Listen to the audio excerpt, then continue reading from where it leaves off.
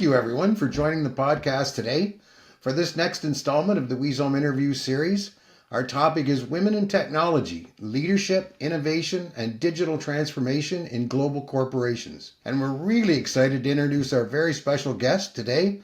She was the keynote speaker for the Society of Women Engineers, the first female engineering director at John Deere, and Deere's first ever female VP of Technology. Currently the founder and principal consultant at Elite Insight Coaching. Thank you for joining us this morning, Nancy Post, and welcome to the podcast. Well, thanks for inviting me. All right, well, let's get started right at it. Nancy, you've had an amazing career. Can you tell our listeners what inspired you to pursue a career in technology and how you advanced so far to the leadership positions that you did? Yeah, I would say, first of all, the reason that I went into technology was really practical. I'm the youngest of 15 kids, and there was no funds. I wasn't going to get any money from my parents when I left home, and so I needed to pick something that I had an aptitude for. I loved math and science, and something that I could make a decent living on because I knew I wasn't going to have any backup. So I went into technology because of that alignment. So it's pretty perfect. And what's interesting is when I went into electronics, I decided to do that because I had a friend who was in electronics and I thought it sounded really interesting. But it wasn't as hot as, say, mechanical engineering or some of the other, the other areas of engineering.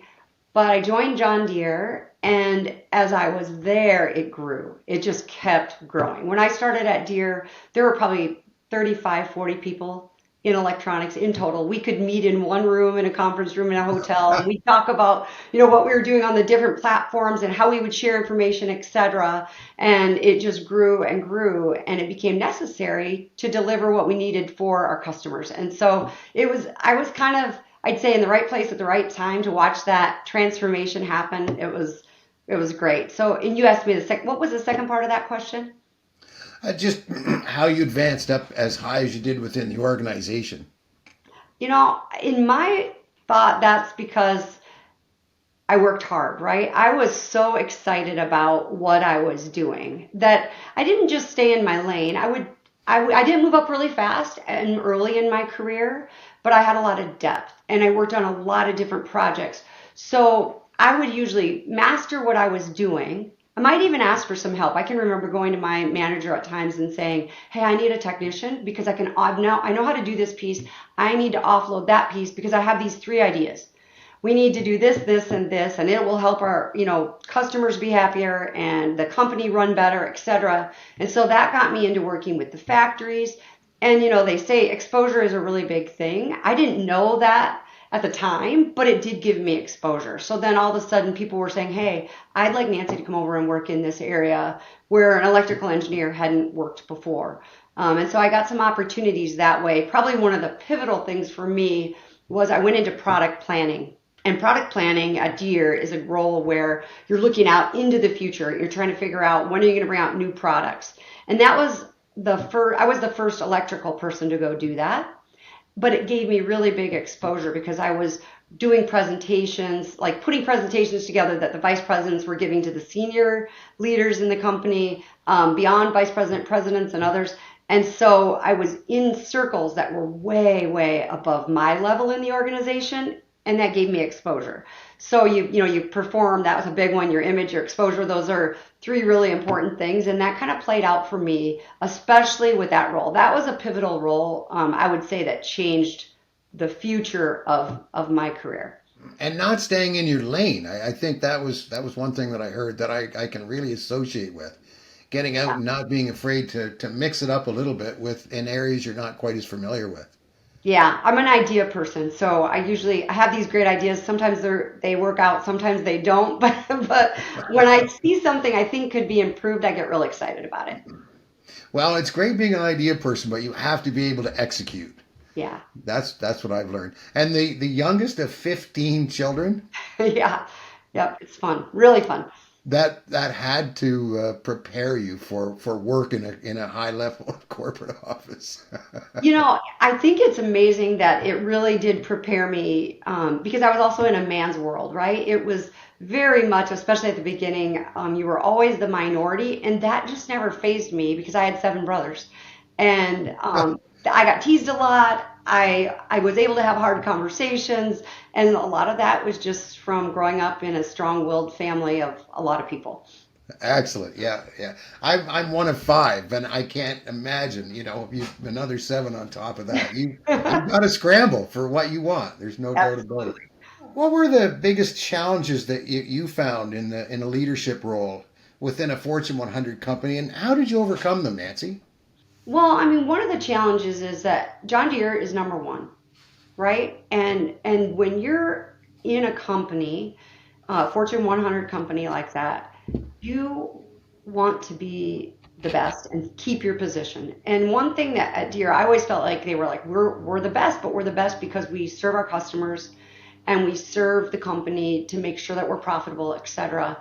And that pressure to make sure you're able to motivate people to know those goals, it's I used the customer side a lot because that really spoke to me, and I used that to motivate my people. So when we went through smart industrial redesign in 2020, it was a huge change for the company, and really people, it changed a little bit the motivators for people. And what I basically wanted to do with my folks was tell them how important they were and how important they were to even achieving what the customer needed, and to work like that balance between efficiency and culture, which is interesting.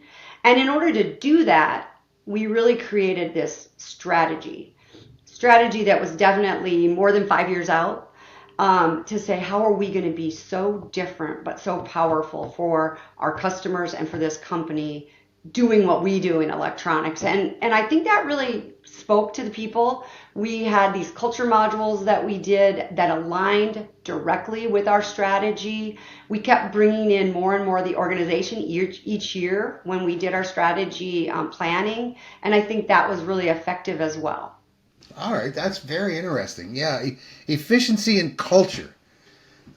They don't often line up from my experience. I agree, but yet they're both incredibly important, right? There's really nothing more important than your people feeling really awesome about coming into work every day and wanting to do their best and being excited about what they're doing. And on the efficiency side, everybody thinks of lines of code, right? And my folks said, hey, we've got to be really careful with this. They'll feel like Big Brother's watching them. No one wants to be watched, how many lines of code they're producing. And I said, yeah, that's true, but it is an important metric, and we have to know why some groups are slower than others. They might have more complexity. Or I said, maybe it's because you guys are not rolling out what you need to make them the best they can be. There are simple development operations types things that can make every person more efficient. And it's up to the leadership team to be able to recognize, are all of those things being released the way that they should be? Is everyone working with the newest set of tools that can make them most efficient? We should be looking at that. If we see a team that's lagging, it's really on us as a leadership team to make them more efficient. Because I don't know a single person, especially when you're releasing code to products like we do at Deere, or well, I still say do, but did at Deere. It's hard to take the Deere out of a person when you work there that long. Everybody wants to be more efficient. They want to be cranking out more differentiating code and technology on a continuous basis. They want to go out, try it on products, and it's up to us as a leadership team to clear the way so that they can do that. And if you can start to portray efficiency in that way, then all of a sudden it feels like it lines up pretty well with culture. I think everybody listening to this has had the experience where we reported to a bad boss. Yeah. And it explodes everything. I mean, it's you immediately lose efficiency and advocacy, and it's just a terrible experience. So when you get those two things that can line up, I mean, you've really got a nice synergy there. Yeah, absolutely. My next question, how did technology transform corporate processes and improve operational efficiency under your leadership? Well, everything had to change. When you go from having maybe no controllers and then to one, an engine controller, maybe transmission controller, to having, couple dozen controllers and displays on a product, your whole internal operations needs to change. What you do in the factory has to change. What you do out in the field for customers there has to change. You know, when I first started writing software at Deere, we literally would take a chip, I'd write my code, we'd take a chip and we'd program 10,000 of them, and then they were hardwired onto a board. So imagine the pressure, and this happened to me. There was a mistake in the code because we had, more than one controller, and both of us were filtering, I think it was fuel level. And so you had to change it. So that means those 10,000 chips we just programmed went in the garbage, and I might be off on the number, but it's a lot, right? And they had to order new ones. And so I was real excited. This is a good example of where I was really excited to go and get reprogramming in the factory, reprogramming in the field, and enable that so that you could update software on the go. And when we first were putting software in the factory, it took weeks to release. Even once the software was proven, it took weeks to get it into the factory. And so we had to look at processes and say, hey, this isn't a physical part. We can do this overnight if we want. So all of those processes we had to look at it with a different light. And then, of course, the tools in the background that you use are totally different. What you're doing to enable releasing electronic parts and releasing software into both the factory and the field is very different. And so all of that had to transform over the years. And we had to use tools. And let's face it, we had to try and fail fast and try again so that we were using the most efficient, or, creating the most efficiency in all of the different steps. But it's a big chain.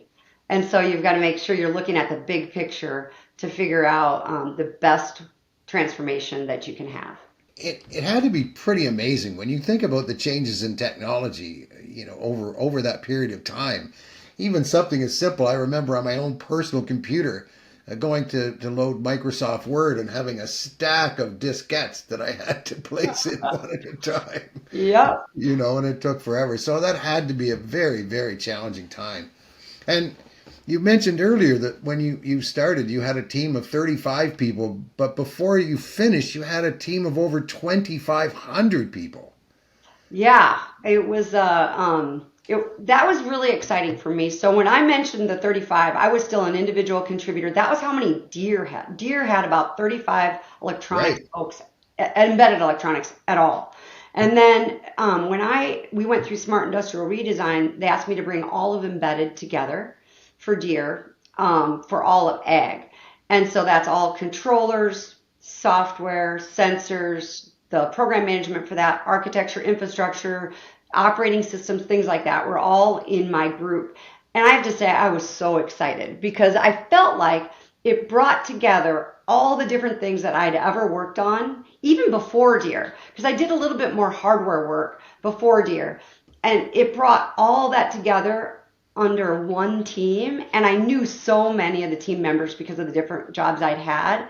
And I just felt like the opportunity for me personally, in a selfish light, for me it was awesome. But for Deere, I was like, okay, I can make a difference for Deere in this position. I can, as we were talking about earlier, I could make some decisions about development operations, about things we could do there that would speed things up really fast, bring the morale up, allow us to produce more for our customers day in, day out. So it was pretty exciting to watch the transformation, but then also to be able to use the knowledge of, I worked for over 30 years by that point. And so to use all of that information to help the customers and the company was super fun. So how did you guys you and your 2,500 actually contribute to implementing innovative, industry-changing technologies at Deere? Well, as I was mentioning, we had all of the controllers, so that was a basis. In my group, we had the navigation. So, Deere gets to sub-inch accuracy at the receiver. Right. That was in my group. The displays, which everybody interfaces with, the family of displays, that was in my group. All the automation engine was in my group. So all closed loop control for the within each vehicle. So for every product globally, all that core software, hardware, sensors, etc., was in my team. So there were things that were happening. Some of the AI was happening outside of my group, but we were right there with them, working with them to make sure that our automation engine implemented the right process internally to produce the correct result in the field. So all of that, I mean, it couldn't have happened. I mean, not to be too egotistical about it for my whole team, but I'm pretty proud of them. The technology that's been delivered to our customers could not have happened without my team. Well, and you were sort of in the making the world a better place to live department. Absolutely. Right? Because you were actually, I was watching some of the interviews you've done before, and they were talking about the fact that you were creating the automation to, reduce the manpower and improve the efficiency of planting food and harvesting food and basically trying to feed the world. Absolutely. So, there's going to be close to 10 billion people by 2050 and on this earth. And the cool thing about the technology that's coming out now is that you can put eyes where no human eyes can be. You can react with these closed loop systems and with artificial intelligence in a way that no human could react. And you're literally able to reduce inputs at the same time that you're maximizing outputs so that our customers can feed the world. And with that population growth, the risk is that we wouldn't be able to produce enough Certainly. without this technology. And so it's a really good feeling. I think the challenge for me in a leadership position at Deere was making sure that the person sitting at their desk, designing hardware, or writing software, or improving processes, that they got to hear that enough. Right? I mean, they're thinking, I've got one more problem to solve. I've got another release to get ready for. I'm under this pressure. And you want them to pause enough and think, wait a minute, you're making a difference in the world today. I get it. What you're doing feels like it's really hard and no one appreciates it, but we do appreciate it. And you're making like a difference that goes well beyond these walls. And so, that was, to me, I took that part of my job as probably the most serious piece of my job, was making sure I tried to let people know how much of a difference they were making. Yeah, how important. Yeah, every contribution. It's not like real life isn't like television. Big change doesn't happen in 90 minutes. Right. It's incremental. It's very gradual, and it takes time and patience and energy. Right. So, if you had to pick, which technological innovations would you say had the most significant impact on the broader agricultural industry? It'd be hard to choose, but there's foundational things. The architecture of the automation engine, let's call it. When you design something like that right, all of a sudden it enables everything that's coming. It enables being able to auto steer. It enables the system, which is super impressive, our See and Spray system, which has 36 cameras on the boom of a sprayer, depending on the size, of course, the number of cameras, but it's watching every plant and it's determining, is this a crop or is this a weed? And if it's a weed, it sprays just the weed. So it saves a phenomenal amount That's of amazing. herbicides and pesticides. And that automation engine is enabling that, using that automation engine to have a fully autonomous vehicle. So I love all the different things. I love the automated vehicle. That's amazing. Fully autonomous. Nobody in the vehicle. That's amazing. I love See and Spray. There's so many things that are great, but I go back to when you develop things well, the architecture really, really well, and you can reuse that, then you have more time to work on all of this innovation. So do the foundational things really, really well so that it opens up space and people can work on all this innovation that is really life-changing. That makes so much sense. Thank you. Yeah. Key strategies. What would you say the key strategies you use to help business implement innovative technologies effectively? Well, we've kind of covered a few of them, but We the have. one is finding a strategy. And I always say that strategy is not something, because this is a little bit hard for people to get their heads around. They want to make a big change, so they'll come with what they call a strategy. And my question is often, okay, can you do that if I add enough people and enough money this year? Could I get it done? Well, probably this year or in 18 months. And I'm like, that's not strategy. This is something that you really don't even know for sure how you could get done, but will make a phenomenal difference in what we can deliver, in the value that we're producing as a company or as a group. That is strategy, and it's going to stretch us. And sometimes when you create a strategy like that, the first year, it's a little bit of drudgery because you don't know what you're going to do yet. So you have to gather data. You have to try out a few things that may not work in order to get yourself on a path that's really accelerated and that can make such a big difference. And we had several examples. Once our staff got around the idea of what strategy really was, the reviews got interesting, right? We would be reviewing our KPIs, our key performance indicators, and they'd come in and they'd say, this is really slow. Like I meant to have like 100 automated tests by now. But in reality, if I could be up to 35 or 40, but what I realized, I don't even have the right core structure to do this well. So right now I'm creating the structure because then next year we're going to have 300 automated, so that's just a simple example of when you allow people to fail fast, when you allow people to really think bigger, it gives them the permission to say, I'm going to slow down to speed up. And it produces an incredibly different result overall. So that's one of the strategies, is really creating a great strategy, and how that can take some of your best leaders and change the way they think. Helping people think differently, allowing them to think bigger is a big strategy too. And so this whole marriage of that strategy with culture can really produce so much more value overall. I know you talk a fair bit about brain science.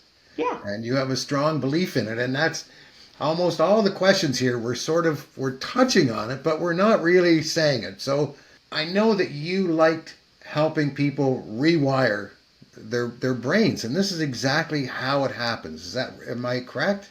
Absolutely. Asking the right questions, letting people form new pathways. So yeah, I am a big believer. I'm an executive coach. I love brain science. I think it's extremely hopeful. For many years, we were taught you're hardwired, try and work around it. And they've proven that's not the case at all. The case is, when you use a brain pathway, it becomes almost more clear, like a pathway in the park that's all paved. But you can start using another pathway and have that be the one that your brain goes to. And it can help you in so many different ways.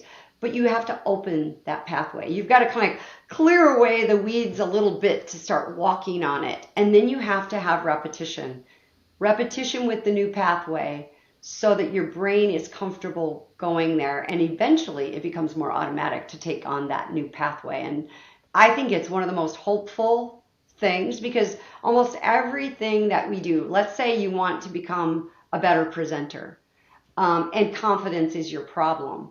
You can create that confident pathway. You just have to know the tricks on how to do it. And so I think that's so much more hopeful than thinking, oh, I'm hardwired and I'm just going to avoid those situations because that's not me. No, it can be you. If that's what you desire and you're willing to put a little bit of the work in, you can create different experiences for yourself.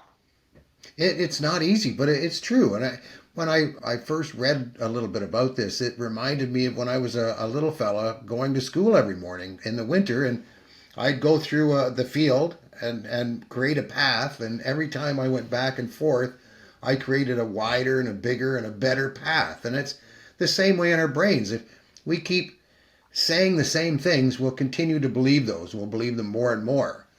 Right? It's the same, I think, with when it comes to addiction. I think that's one of the big problems with addiction. But you can create new mental pathways in your head. You can create a new way of thinking about things. And I find that Absolutely. really, really fascinating. Let me ask you this. What advice would you give to young women pursuing careers in technology and aiming, like yourself, for leadership roles? Well, I think the number one thing is to do really well in the role that you're in and seek out, like we talked about this earlier, seek out different things that where you can make a difference. And I wouldn't worry quite so much about moving up really quickly if that's not what you want for your family or for whatever else. I don't know, I'm not trying to be sexist here, but for me personally, it worked out well not to move up really quickly when my kids were little. But that didn't mean I wasn't taking on all kinds of different responsibilities, getting to know more people. So expanding your network. I wasn't great about just meeting with people to meet people. I knew people who did that and it helped them. But I did meet a lot of people because I was taking on little extra jobs that I could do and that I was really interested in while performing well in my core role. And I think that's the best thing. I once knew two people. One was a PhD, and one, I think she had a 2-year degree, and they had the same positions. And the person that was a PhD student, she was actually had her PhD. She was always complaining that she wasn't moving up fast enough. But the reality was the person with the 2-year degree did a lot better job because she was working harder in her position and she was being noticed. You wanted to take your work to that person. And so it's one of those things where people notice when you do really well. And then you pair that with having a network and getting some level of exposure. And I think then that will help you to move up. One other key thing is to let people know what you want. Don't be afraid to say, I really would like to have a position like yours someday.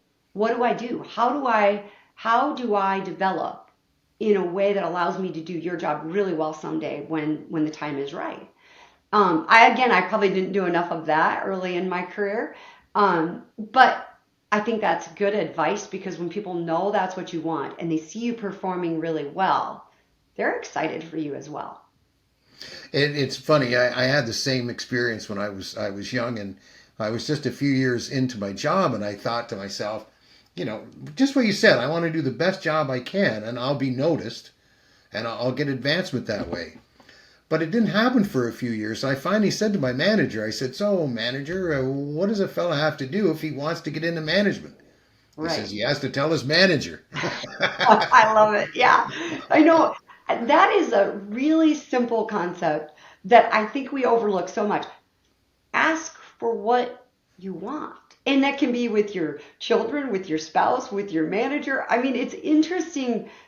Oftentimes people just don't recognize what you need from them at that point, whether it's advice or help or whatever. And it's like, why not ask? But we don't always think of doing it.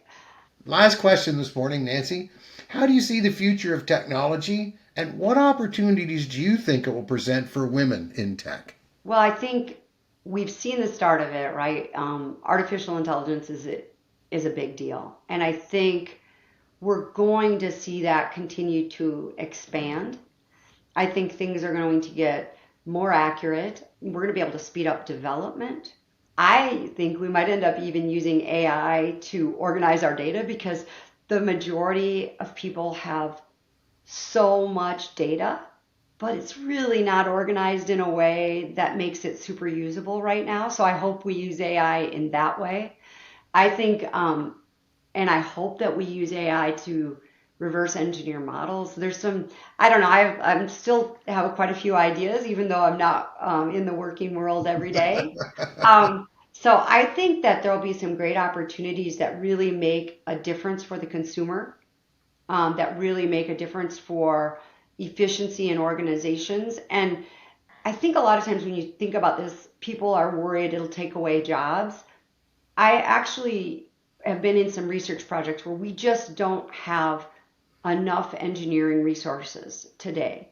So what I'm hoping that it does is it actually creates enough efficiency so that we can meet the needs of the future and that people have positions that are actually more meaningful because AI can do some of the more mundane things. And I think it will enable a lot of people in engineering. I hope that women become more interested in staying in engineering.